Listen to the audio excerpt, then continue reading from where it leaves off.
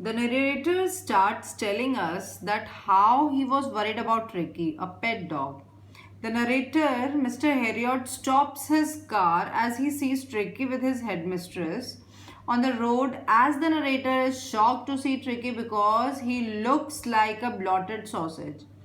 He has become very fat. His eyes are red and watery. Mrs. Pumphrey, Tricky's owner, starts giving explanations. She told Mr. Heriot that she thought that Tricky was malnourished because he did not have any energy and excitement. She told him that she used to give him malt, cold oil, cold liver oil, and a bowl of Horlicks at night, apart from his regular meals, so that he could sleep at night. Although she gave him so much to eat, she says that she doesn't give him much to eat. Then the narrator asks her if she had cut down of his sweets as he had asked her to do, which she replies that she did it for a while, but she felt that he was getting weaker, because of which she had to stop being so harsh with them. Also, she says that she is unable to refuse him cakes and chocolates as those were his favorite things. Then the narrator understood Tricky's problem. The dog was very greedy and could eat at any time of the day. He did not know how to say no to food when his stomach was full. The narrator was thought to himself of all the things that Mrs. Pomfrey would not have mentioned which she fed Tricky. Again, the narrator asked Mrs. Pumphrey whether Tricky was exercising, to which Mrs. Pumphrey replies that she does not take him out for walks once in a while, but he is not playing his ring, throwing exercise as the gardener who takes him out to play is not coming these days because of pain of his lower back. I tried to sound severe. Now I really mean this. If you don't cut his food right down and give him more exercise, he is going to be really ill. You must harden your heart and keep him on a very strict diet. Mrs. Pumphrey wrung her hands. Oh, I will, Mr. Heriot. I'm sure you are right, but it is so difficult, so very difficult. She set off, head down along the road as if determined to put the new regime into practice immediately. I watched their progress with a growing concern. Tricky was tottering along in his little weight coat. He had a whole wardrobe of these coats for the cold weather and a raincoat for the wet days. He struggled on, drooping on his harness. I thought it wouldn't be long before I heard from Mrs. Pumphrey. The expected call came within a few days. Mrs. Pumphrey was distraught. Tricky would eat nothing, refused even his favorite dishes, and besides, he had bouts of vomiting. He spent all his time lying on a rug painting, don't want to go for walk, didn't want to do anything. He had made my plans in advance. The only way was to get Tricky out of the house for a period. I suggested that he be hospitalized for about a fortnight to be kept under observation. The poor lady almost swooned. She was sure he would pine and die if he did not see her every day. But I took a firm line. Tricky was very ill, and this was the only way to save him. In fact, I thought it the best to take him without delay, and followed by Mrs. Pumphrey Willings, I marched out to the car carrying the little dog wrapped in a blanket. Now, what happened then? The narrator tried to talk seriously to Mrs. Pumphrey that if she did not control Tricky's eating habits and increased his exercise, he would soon fall ill. and he told her that she should stay strong and strict with him and put him on a diet. Mrs. Pumphrey accepted that. She knew that Mr. Heriot was right, but it is very difficult to her to refuse him for anything. But then she felt the place as if she was now already to follow the new routine properly. Mr. Heriot was watching them go and looking at Tricky walking unsteadily. The narrator was also looking at the tweed coat and that Tricky was wearing. He had a wardrobe which is full of these types of coats and also raincoat for the rainy days. So this line also suggests that Mrs. Pumphrey was a rich lady as she had a lot of money to spend on her dog. But the narrator knew that soon he would be receiving a call about Ricky falling ill, and it came.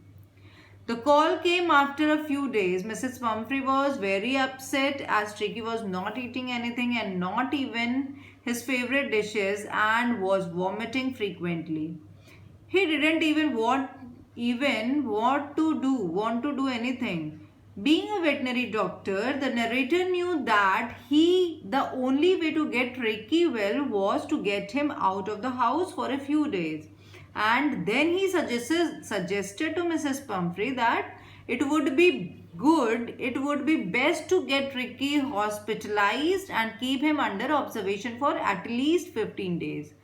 Then what happened? Upon hearing this, Mrs. Pumphrey nearly fainted, and she was sure that if Tricky did not see her every day, she would surely die. But the narrator kept his words. He told her that this was the only option as Tricky was very ill. The narrator thought it would be best to avoid any delays and get him to hospitalize as soon as possible. And he went to their house, and even though Mrs. Pumphrey was crying because she did not want her dog to go away from her, he took the dog, wrapped in it and a blanket, and put him in a car. The entire staff was roused and maids rushed in, out bringing his day bed. His night bed, favorite cushions, toys, rubber rings, breakfast bowl, lunch bowl, supper bowl. Realizing that my car would never hold all the stuff, I started to drive away. As I moved off, Mrs. Pumphrey, with a despairing cry, threw an armful of a little coat through the window. I looked in the mirror before I turned the corner of the drive. Everybody was in tears. Out on the road, I glanced down at the pathetic little animal gasping on the seat by my side. I patted the head and Tricky made a brave effort to wag his tail. Poor old lad, I said. You haven't a kick in you, but I think I know a cure for you. At the surgery, the household dog searched round me. Tricky looked down at the noisy pack with dull eyes and then put down, lay motionless on the carpet. The other dogs, after sniffing round him for a few seconds, decided he was an uninteresting object and ignored him. I made up a bed for him in a warm, loose box next to one where the other dogs slept.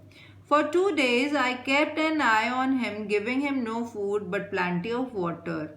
At the end of the second day, he started to show him interest in his surroundings, and on the third, he began to whimper when he heard the dogs of the yard. When I opened the door, Tricky trotted out and was immediately engulfed by Joe, the grey hole, and his friends. After rolling him over and thoroughly inspected him, the dogs moved off down the garden. Tricky followed them, rolling slightly with his surplus fat. Later that day, I was present at feeding time. I watched while Tristan sloped the food into the bowls. There was the usual headlong rush followed by the sounds of high-speed eating. Every dog knew that if he fell behind the others, he was liable to have some competition for the last part of the meal. Now, the mates were then woken up and asked to get out of all the tricky stuff.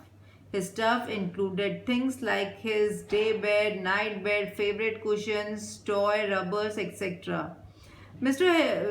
Harriot knew that all much stuff won't fit in his car, so he started rushing things. As the doctor was leaving with Tricky, Mrs. Pumphrey threw a lot of coats that Ricky used to wear in the car.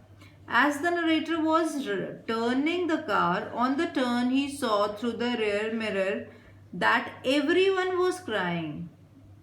The little helpless animal who responded by wagging his tail. The narrator then thought and told Tricky that he knew that Tricky did not have any energy, but he surely had a way to get him better. As soon as they reached the hospital, all the other dogs gathered around the doctor. Tricky looked at all of them, and when the doctor put him down on the carpet, he couldn't even move. The other dogs then sniffed him and thought to themselves that he was a very uninteresting object and that there was no use standing there, and left. Then the narrator made the bed of Tricky in the warm box along with the other dogs. For 2 days, the narrator kept him just on water and nothing else. On the second day, he roamed around looking at the place round him, and on the third day, he was also making noise to let the people in the hospital know that he too wanted to go out with the other dogs.